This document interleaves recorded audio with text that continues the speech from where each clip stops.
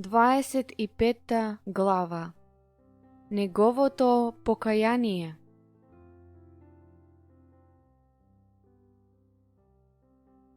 Сузан се молеше секој ден со години нејзиниот сопруг Джери да престане да се дрогира.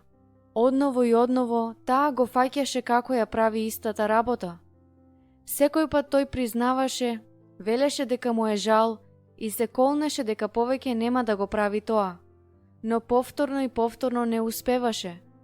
Таа никогаш не се откажа од молитвата во неговото срце да се случи вистинско покаяние, она кое го свртува човекот за да оди во друга насока.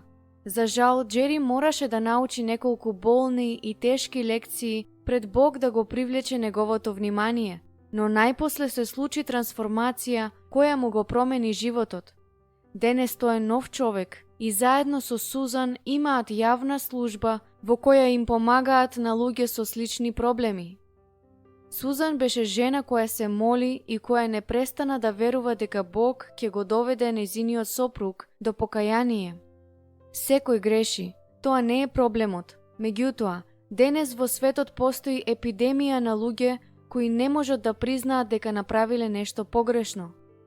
Бог вели, ако ги исповедаме своите гревови, тој е верен и праведен да не ги прости гревовите и да не исчисти од секаква неправедност. 1 Јован, 1 глава, 9 стих. Но прво треба да ни биде жал за она што сме го направиле. Според начинот на кој Бог ги прави работите, постојат 3 чекори кон промена на нашето однесување. Прво треба да има исповедање, односно да признаеме што сме направиле. Потоа треба да има покаяние, односно да ни биде жал за она што сме го сториле. Потоа треба да побараме прошка, што всушност значи да бидеме исчистени и ослободени од она што сме го направиле. Неспособноста или одбивањето да направиме кој било од овие 3 чекори потекнува од гордоста. Оној кој не може да се понизи себе си за да признае дека сгрешил пред Бог и пред луѓето, ќе има проблеми во животот кои никогаш нема да си заминат. Ако си видел човек кој се смета за мудар, тогаш повеќе надевај се на безумен отколку на него. Пословици, 26 глава, 12 стих. Дали на твојот сопруг му е тешко да ги исповеда своите грешки? Или е можеби личност која може да каже «Жал ми е» 20 пати на ден, а сепак однесувањето за кое се извинува никогаш не се менува? Во секој случај, нему му е потребно покајничко срце.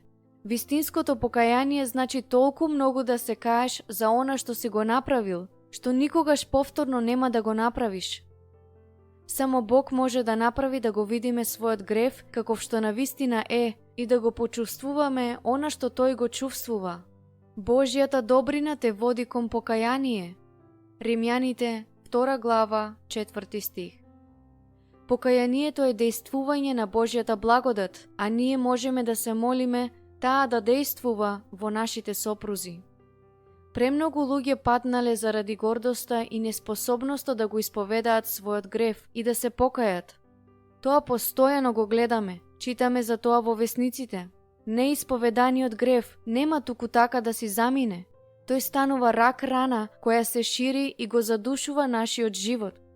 Моли се твојот сопруг да биде уверен за гревот, понизно да го исповеда пред Бог, а потоа да се одврати од својот грев и да престане да го прави. Бог не сака некој да загине, туку сите да дојдат до покаяние. 2 Петар, 3 глава, 9 стих.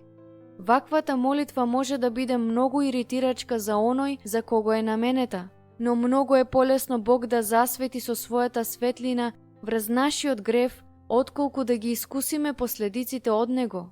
Твојот сопруг ќе ти биде благодарен на крајот, дури и ако не сака да го признае тоа. Молитва.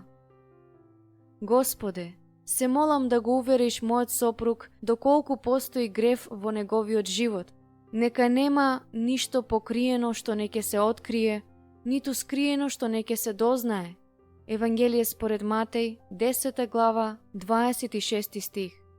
Исчисти го од секој скриен грев и научи го да биде личност која брзо ќе исповеда кога ќе направи нешто погрешно. Псалм 19, 12 стих.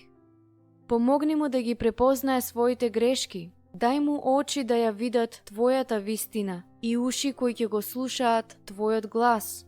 Доведи го до целосно покаяние пред Тебе. Доколку треба да страда, нека тоа биде страдање на покајничко срце, а не затоа што тешката рака на непријателот нашла влез во неговиот живот преку неисповеданиот грев. Господе, знам дека смиреноста оди през славата.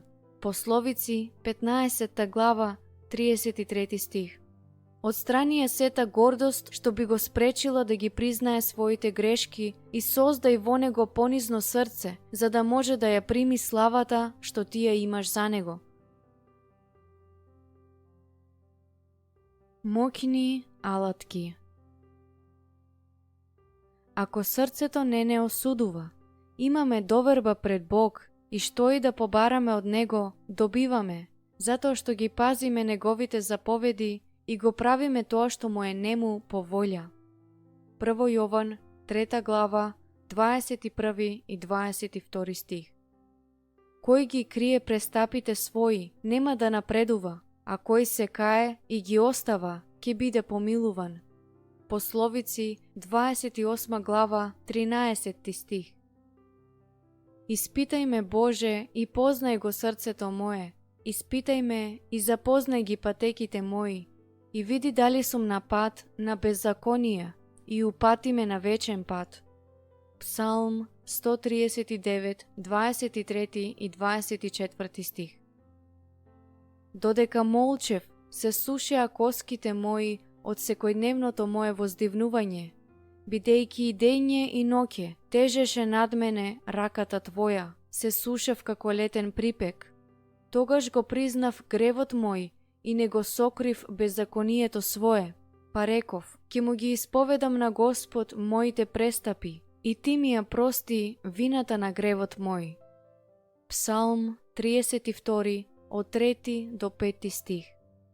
А Господовиот слуга не смее да се расправа, туку треба да биде благ спрема сите, способен да поучува и да е трпелив, да ги воспитува со кроткост оние кои се противат, за да им даде Бог покаяние, кое води кон целосно познавање на вистината, за да си дојдат на себе си и да избегаат од стапицата на ѓаволот, кој ги има заробено за да ја вршат неговата волја.